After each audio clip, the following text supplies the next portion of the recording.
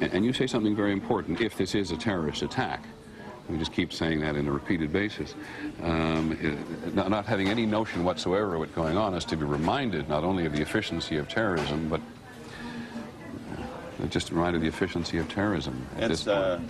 It's ironic, there's a chilling story.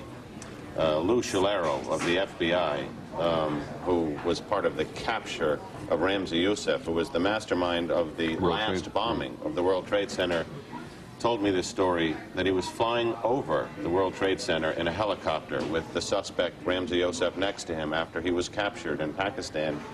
And as they passed over, Lou Sholaro nudged him and said to Ramzi Youssef, you see, it's still standing. And Ramzi Youssef smiled and said to the FBI's assistant director, it wouldn't be if I'd had more money.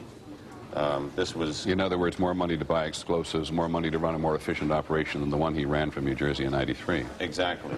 And I mean, we may have seen the second coming of that plan. John McWethy is on the phone at the Pentagon. Hold up, let me just... John McWethy, we've now heard reports that 3 planes have been hijacked today. Can you confirm that? Jack McWethy at the Pentagon?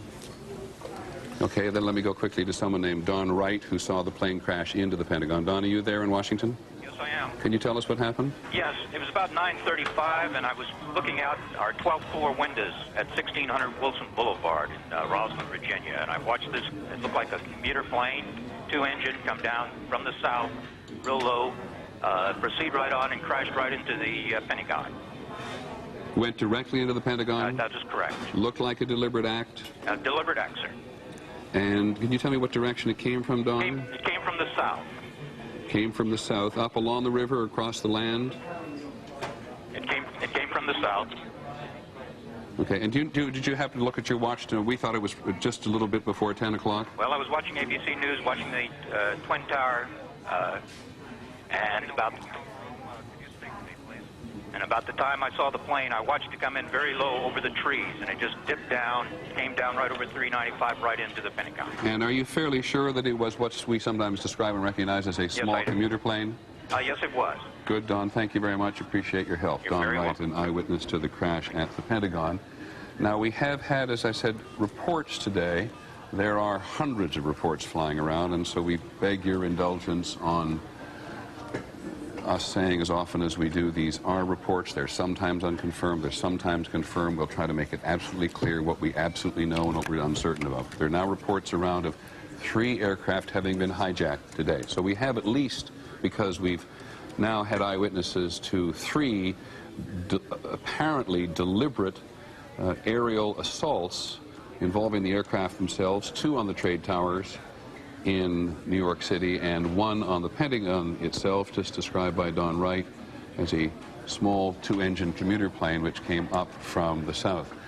And we now believe that 3 planes were hijacked, 2 of them from Boston and 1 from somewhere else. We are not yet sure precisely what's happened. John, you're listening. Just to clarify for people, John, who's one of our leading reporters on crime, knows New York City probably better than anybody in many news divisions. I cannot tell you where that happens. That's either a U.S. Air Force or Navy aircraft, fighter aircraft, now on patrol in what we've described as the no-fly zone over New York City today, lest there be one more attempt. John, go ahead. They've continued evacuations in the area now. They're evacuating Battery Park City, which is a large apartment complex taking up many blocks across the street from the World Trade Center. And they've evacuated the federal court buildings where the terrorism trials of Ramzi Youssef and others were held. Anything that could be a symbolic target is now being emptied out in New York.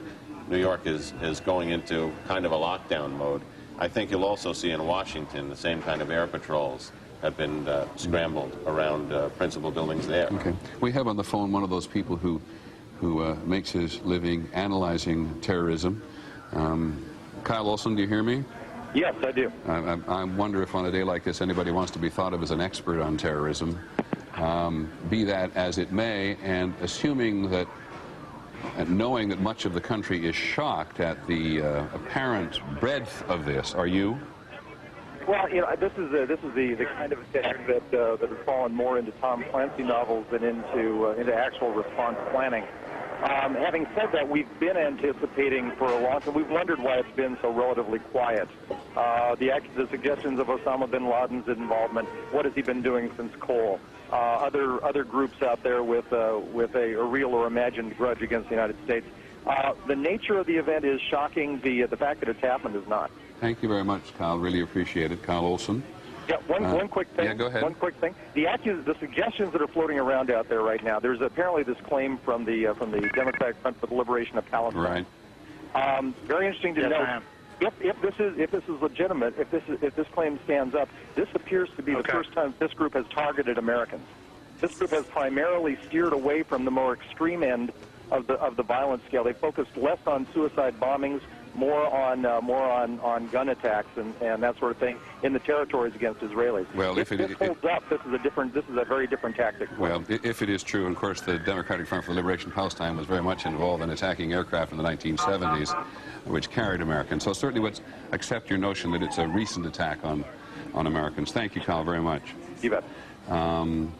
As Mr. Olson makes clear, there has been at least one claim, and those of us who cover this for a very long period of time are always suspicious of claims. People who cover international terrorism. I'm going to interrupt myself. Linda Douglas, our Capitol Hill correspondent, I think is on the phone, and if she's not, she already reports there has been an explosion of some kind at the Capitol. Is Linda Douglas on the telephone? Let's get her on the phone as quickly as we have. She just reported a couple of minutes ago that the leaders of the Congress, Senator Lott, Senator Daschle, the Republican and Democratic leaders in the Senate, had been taken to some have been taken to some undisclosed secure location. Our general assumption is that there's no panic involved in this, that somebody in the Capitol building, as someone in the White House, has a book which says that when these things happen, Pierre Thomas, maybe you can confirm this for me, when these things happen, there are certain modalities which you behave, and as you see the hierarchy of the American political establishment, the military establishment being attacked, you want to protect the chain of command. Absolutely. The first thing they try to do is get everyone in secure positions so they can gather information and make decisions about what to do next. One of the things that law enforcement officials had been planning for is the notion of a multi-tiered attack. An attack occurring in multiple places simultaneously. Because one of the things they've talked about is that terrorists want to project more fear, as much fear as possible, and one of the ways you can do it is to have this notion that attacks are happening on multiple fronts. Yeah, well, and we've never seen anything like this before in the United States, of course, and in fact, not seen anything like this in my recollection. I've been doing this for 30-some-odd years. I don't recall any multitude of attacks. We've had 2 or 3. We've had 2 suicide bombers in a short period of time in the Middle East. We had the 2 embassies in Africa, in Kenya and in Tanzania, the attack 2 summers ago in the United States. But the notion that the terrorists, either an organization or organizations, plural, should be able to mount a concerted effort against the United States in this way, causing in this instance so many casualties, in the instance of the trade tower certainly so many casualties, is going to astound people in the political and military and intelligence establishment. Absolutely. The notion that you could have multiple attacks like this, they had been planning for it, they had not seen it. This is an extraordinary escalation, one that they were predicting would happen, but no one would think that would happen this quickly. Okay. John Miller? I think... let me just interrupt. I sure. apologize again. We're now looking at a helicopter over the Pentagon. That makes perfect sense this morning. But given the fact that we're all sensitive to the presence of any aircraft, that was a helicopter that just flew across the screen. That is, and as we had at least one eyewitness said this was an attack on the Pentagon from the south. He described it quite confidently as resembling a commuter aircraft, which is to say smaller than a small private aircraft and not as large as a commercial jet. It may have been a prop jet.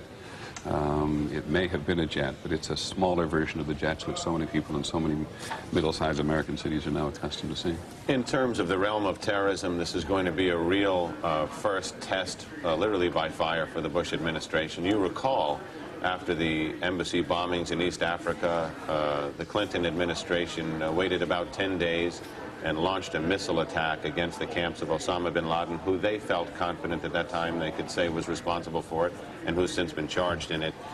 In this case, I think this ratchets up. Excuse me. This is the Pentagon we're looking at now, according to my monitor. And again, it is hard to grasp what part of the building. We do not know if they're in the courtyard or outside, but you can see that a fairly considerable amount of damage has been done. We do not know whether these are offices or storage areas. The Pentagon is full of many thousands of people every day. The Secretary of Defense, Donald Rumsfeld, has been saying only yesterday and today that he wants to reduce the bloatedness, as he put it, as he alluded to it, in the military and the bureaucracy. But this is the great home of the military. And I mean, we may have seen the second coming of that plan. John McWethy is on the phone at the Pentagon. Hold up, let me just... John McWethy, we've now heard reports that 3 planes have been hijacked today. Can you confirm that? Jack McWethy at the Pentagon? Okay, then let me go quickly to someone named Don Wright, who saw the plane crash into the Pentagon. Don, are you there in Washington? Yes, I am. Can you tell us what happened? Yes, it was about 9:35, and I was looking out our 12th floor windows at 1600 Wilson Boulevard in Rosslyn, Virginia, and I watched this. It looked like a commuter plane, 2-engine, come down from the south, real low. Over, Lou Shalero nudged him and said to Ramzi Youssef, you see, it's still standing. And Ramzi Youssef smiled and said to the FBI's assistant director, it wouldn't be if I'd had more money. This was... In other words, more money to buy explosives, more money to run a more efficient operation than the one he ran from New Jersey in '93. Exactly. Lou Shalero of the FBI, who was part of the capture of Ramzi Youssef, who was the mastermind of the last bombing of the World Trade Center, told me this story, that he was flying over the World Trade Center in a helicopter with the suspect, Ramzi Youssef, next to him after he was captured in Pakistan. And as they passed over... And you say something very important, if this is a terrorist attack. We just keep saying that on a repeated basis. Not having any notion whatsoever of what's going on is to be reminded not only of the efficiency of terrorism, but just reminded of the efficiency of terrorism at this point. It's ironic, there's a chilling story